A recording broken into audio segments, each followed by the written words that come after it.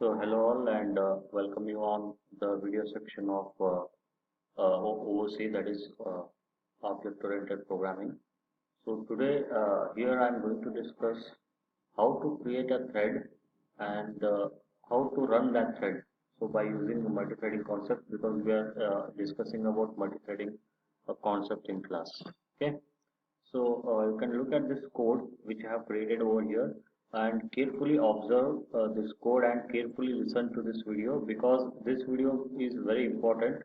So based on this video only, the next upcoming concepts are depends. So depends on this code only.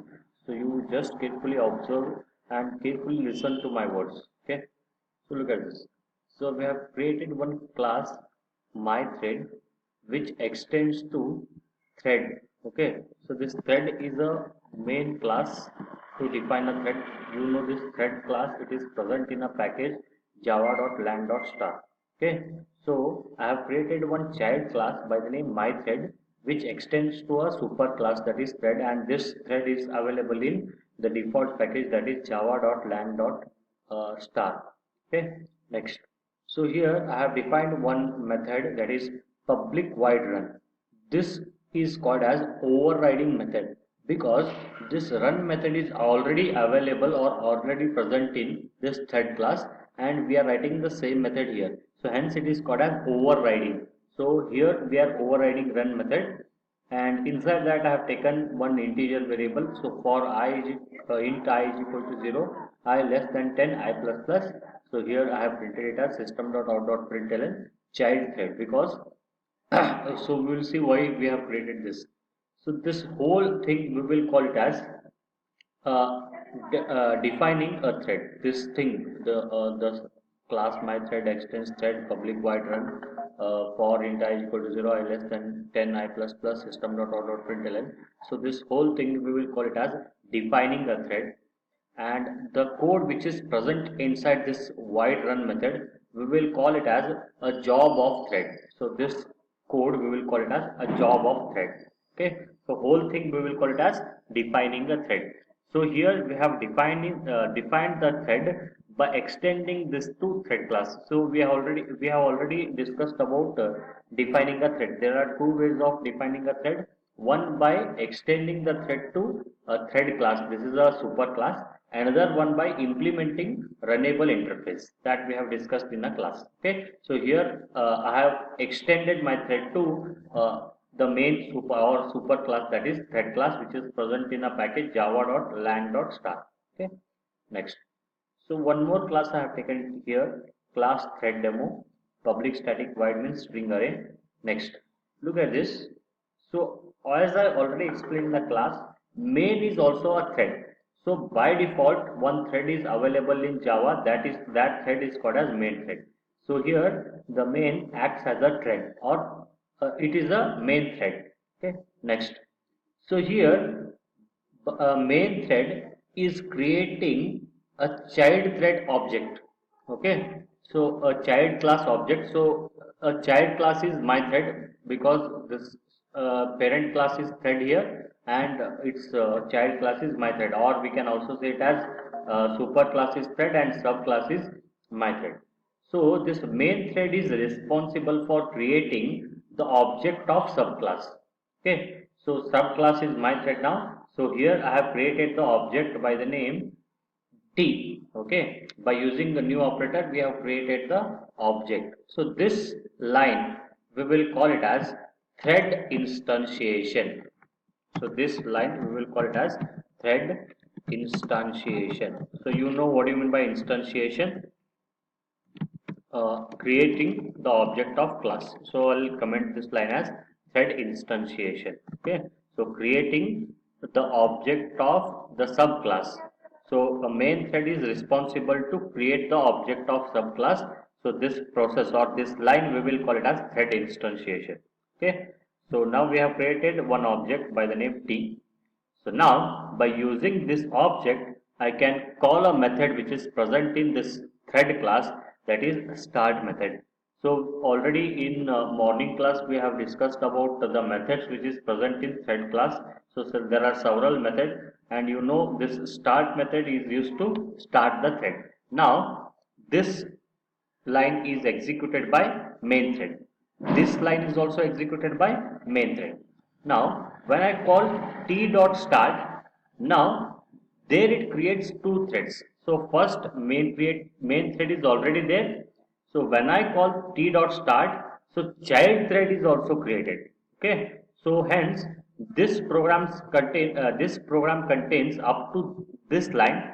It contains two threads now. One is the main thread, another one is the child thread. Okay. Now for I is equal to int I is equal to 0, I less than 10, I plus plus system dot println main thread. So this for loop is run by main thread. Okay, remember this. This for loop which is present over here, this is run by main thread. So when I call t dot start, so the control will transfer to run method. Now it begins, or the thread execution begins now. Child thread execution begins, and child thread is responsible to run this method. Okay, so child thread is responsible to run this code. So that is present inside public void run. So this the code which is present inside public void run will be executed by child thread. Okay. So and this will be executed by main thread. Remember this point. It is very important to remember how this multi-threading execution takes place. Okay. So this code will be executed by main thread, and this code which is present inside public void run will be executed by child thread. So whenever I call this method t dot start, that is the object, and then dot operator, then start is a method. So whenever I call this method and this method is called by main thread, so then the control directly transferred to public void run method, and this is the job of child thread to execute the code which is present inside run method. Okay, remember this point, very important. Okay, so when I execute this, I mean both threads are running simultaneously now. One is main thread, another one is this child thread. Both are executing simultaneously. What may be the output that you are getting? Okay, the output is the mixed output. So we can't predict that the output will be like this. Okay, the output will be mixed output. So we can see this execution, then we will come to know how the output will be mixed output. Okay. So because two threads are running simultaneously now, one is main thread, another one is child thread. Okay. So I think you got about this code. This is very important to remember here. The words which I have used while explaining this code is very important. Just remember the words and just observe it very carefully. Okay. So I will go to the code. So let us start the Notepad++ first. Okay. So here I have written the same code. So class my thread extends thread. Okay, sorry, it is not threads, it is thread. So thread is a main class which is present in a default package, that is java.lang.start. So this is the subclass that I have created, my thread. So which extends to a super class, that is thread. So here I have overriding one method, that is run method. So here since I am saying overriding, that means the this method is already present in this thread class. Okay, so we are taking the same method with the same signature, hence we will call it as overriding. Okay, so you already know the concept of overriding. So inside that I have taken int I is equal to 0, I less than 10, I plus plus, and system.out.println. Here I have written it as child class. Okay, so I'll write it in double quote. Okay, child thread. Okay, next after that I have taken one more class by the name thread demo, public static void main string array. Now here I have created the object of subclass. Okay, the object of subclass, and this is created by main thread. So main thread is responsible to create the object of thread class. Okay, so what is the name? This process is called as thread instantiation. You know this instantiation. Instantiation is nothing but creating the object by using new operator. Okay, so T is a object. Now by using this T, I can take a method which is present in thread class, that is start method. To start the thread, we have to use start method, T dot start. So whenever I call this start method, so your control will transfer to run. Now it is the job of child process to execute the code which is present inside public void run method. So here it will come. So here it will execute the code. So child thread. Okay. So this child thread, it is executed 10 times because it is there inside a for loop. Okay. So next, look at this. For I is equal to 0, I less than 10 I plus plus, then system.out.println main thread. So this code will be executed by main thread. Okay. So the code which is present inside run method will be executed by child thread, and the code which is present after t dot start will be executed by main thread. Okay. Now after t dot start, till now we have only one thread, but after t dot start, it is we have created two threads. One is the main thread by default, another one child thread is created. Okay. Child thread is responsible to execute the code which is present inside run method. Okay. Now as I already mentioned, the output will be mixed output now, so we can't predict the output will be like this only. Okay. So let us check the output and you will come to know why I have said it as mixed output. Okay. So I'll open the command prompt. I think you are observing this. So cd java, and the name I have saved it as thread demo because this is the name of class where it contains a main method. So java c thread demo dot java. Thread demo is the name of class which contains main method. Hence I have saved it as thread demo. Okay. So I got some exceptions, some errors at line number 3, line number 5, line number 8, line number 19. Okay, so let us check what are that errors. Okay, so I think entire is equal to 0.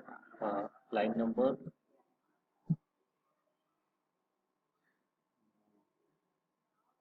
okay, public void. So line number 3, line number 5. So let us see what is there. Okay, I have declared that class C as capital, so it is showing me error. And is there a mistake in for loop? I think no mistake. And system.out is correct. So here also class C is capital. Okay, now I'll save it. Once again, I think I'll get some errors.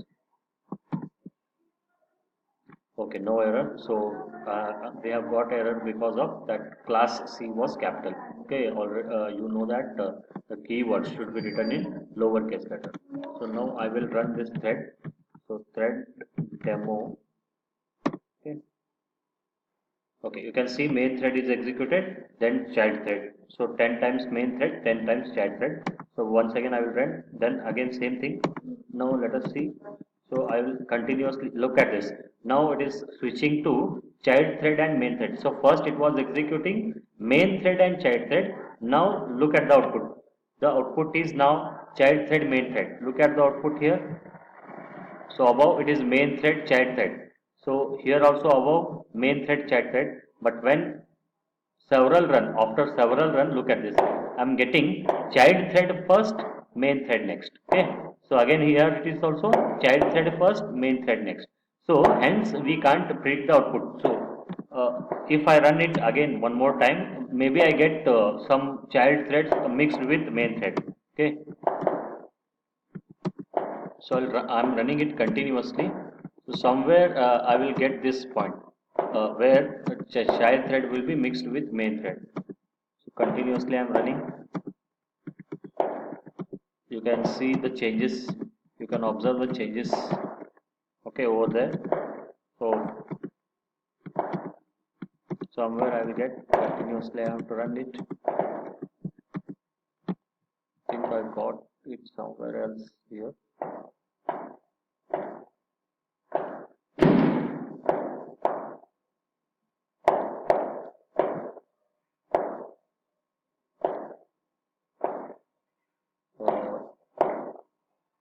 I think no. I think I have to run it for several times. Okay, let us run it continuously. Till then we will get okay. Till then, see.